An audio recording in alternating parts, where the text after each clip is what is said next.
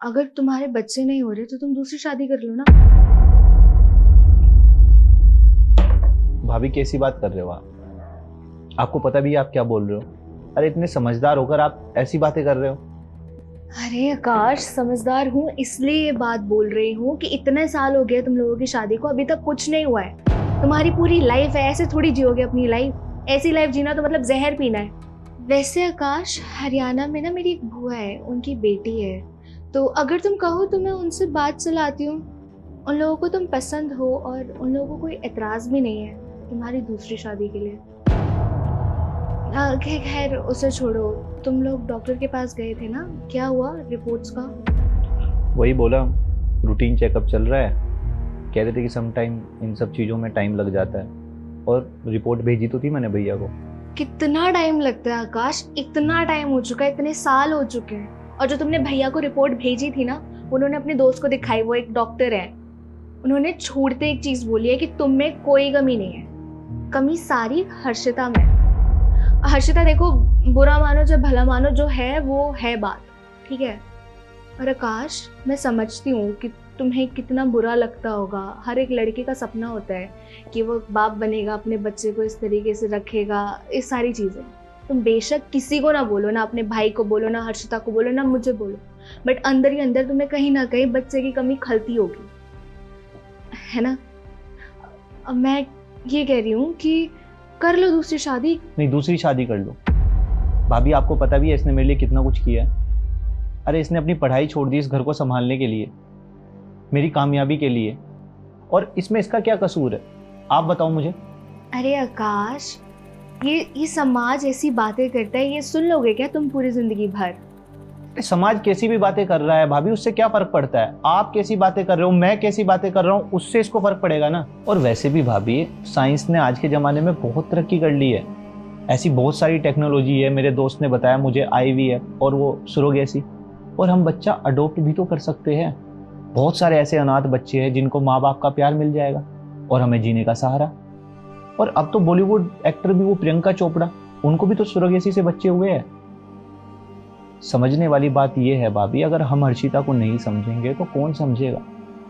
और समाज तब मुझे नहीं बोलेगा क्या जब मैं दूसरी शादी करके आऊंगा? बोलो, ये सब गलत है।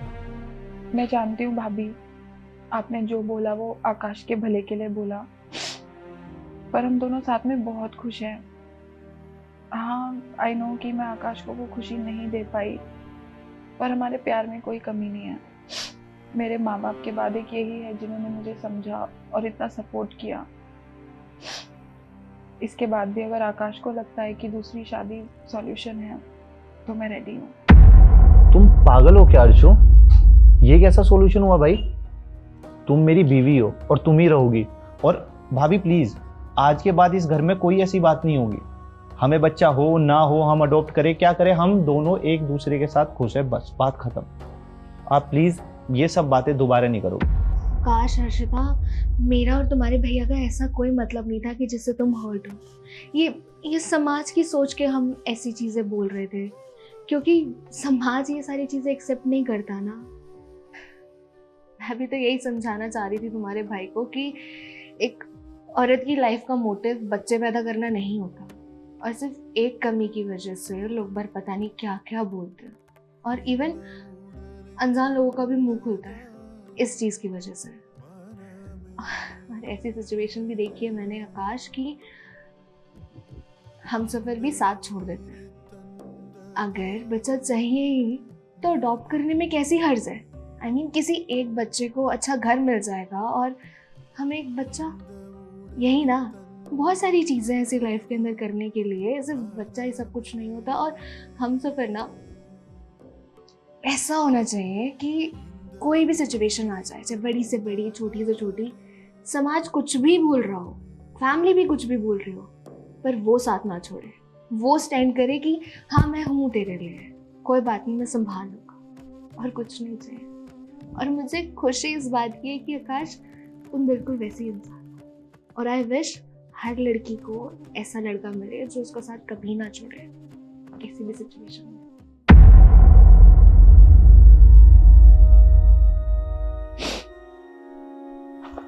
हर्षिता, वो मैं शाम को थोड़ा। तुम रो रही हो क्या यार हर्षिता? अभी तक भैया भाभी की बात को दिल पर लगाकर बैठी हो। अरे जब मुझे कोई प्रॉब्लम नहीं है तो तुम्हें उनकी बातें इतना बुरा क्यों फील करा रही है? और मेरी बात हुई है डॉक्टर शुभांगी से, उन्होंने कहा है कि कुछ ना कुछ हो जाएगा, और नहीं भी हुआ तो हम अडॉप्ट कर लेंगे ना यार बच्चा। हर्षिता प्लीज मत रो ना यार, मैं हूं ना तुम्हारे साथ। चुप हो जाओ। और मैं ये कह रहा था कि मैं थोड़ा लेट आऊंगा, तो पीछे प्लीज परेशान मत होना। कुछ लेके आना है तुम्हारे लिए? ठीक है चलो फिर, हाँ बाय।